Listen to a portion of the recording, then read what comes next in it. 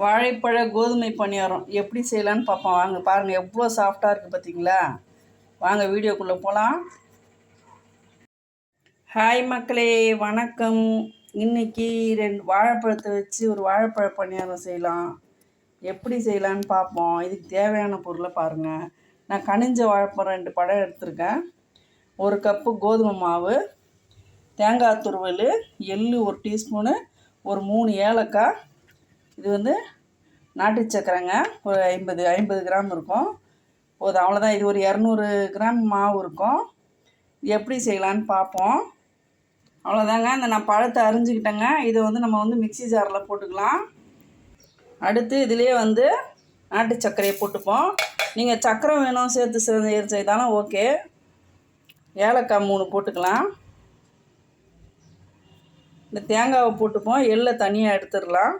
இந்த 3த்தையும் நல்லா அரைச்சிட்டு வந்துடலாங்க. ஏலக்காவும் இதிலே போட்டுட்டேன். இப்போ நல்லா அரைச்சிட்டு வந்துடலாம். அவ்வளோதான், அரைச்சாச்சு. இதில் கொஞ்சமாக உப்பு போட்டுக்கலாம். ஒரே ஒரு பிஞ்சு போதும், டேஸ்ட்டு தூக்கி கொடுக்கும். அந்த கோதுமை மாவை ஒரு கிண்ணத்தில் போட்டுக்கலாம். இதுலேயே வாழைப்பழ பேஸ்ட்டை இப்போ வழித்து போட்டுக்கலாம். இப்போ நல்லா அதை ஒரு இட்லி மாவு பேட்டர் மாதிரி நல்லா கலக்கிடலாங்க. கலக்கினோன்னே காட்டுறேன். அவ்வளோதாங்க, இந்த பக்குவத்துக்கு கலக்கிடலாம். இப்போ இதில் எள்ளு போட்டுக்கலாம். உங்களுக்கு எள்ளு, வேர்க்கடலை என்ன ஃப்ளேவர் வேணுமோ நீங்கள் போட்டுக்கலாங்க தாராளமாக. நான் தேங்காய் இதிலே போட்டு அரைச்சிட்டேன். சில பேர் பல்லாக போட்டு அரைச்சிப்பாங்க. அவ்வளோதான். இது ஒரு 5 நிமிஷம் ஊறட்டும். நம்ம குழி பணியாரம் காய வைப்போம். குழி சட்டி காஞ்சிச்சுங்க. கொஞ்சமாக எண்ணெயும் ஊற்றிக்கலாம். அவ்வளோதான்.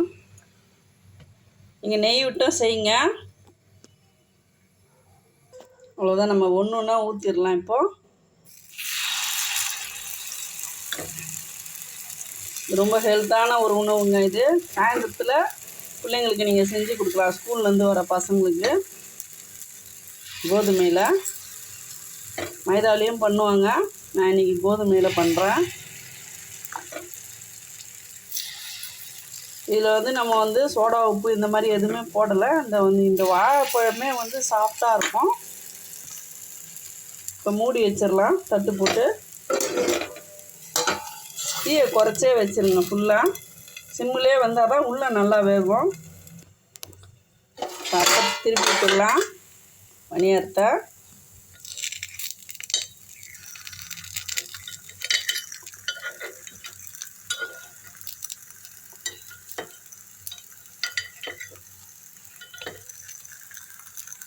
சிம்மிலே வச்சு வைங்க.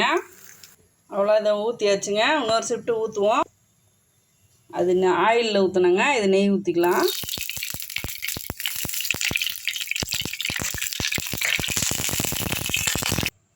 ஃப்ளேமை நல்லா கம்மி பண்ணி வச்சுங்க. வீட்டில் ஒருத்தவங்களுக்கு நெய் பிடிக்காது, அதனால் ஒருத்தவங்களுக்கு ஆயிலில் சுற்றியாச்சு. இப்போ இது நெய்யில் சுடலாம். நெய்யில் சுடும்போது நல்லா இருக்குங்க. நல்ல செம்மையாக இருக்கும்.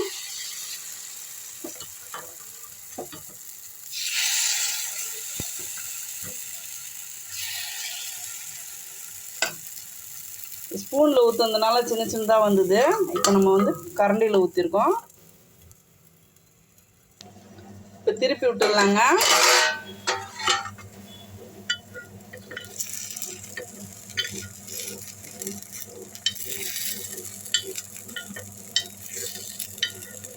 வாழைப்பழ பணியாரம்.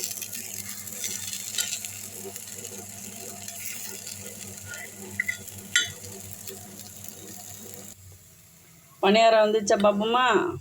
நல்லா வந்துருச்சுங்க. அவ்வளோதான், பணியாரம் ரெடி. எடுத்துடலாம் எல்லாத்தையும்.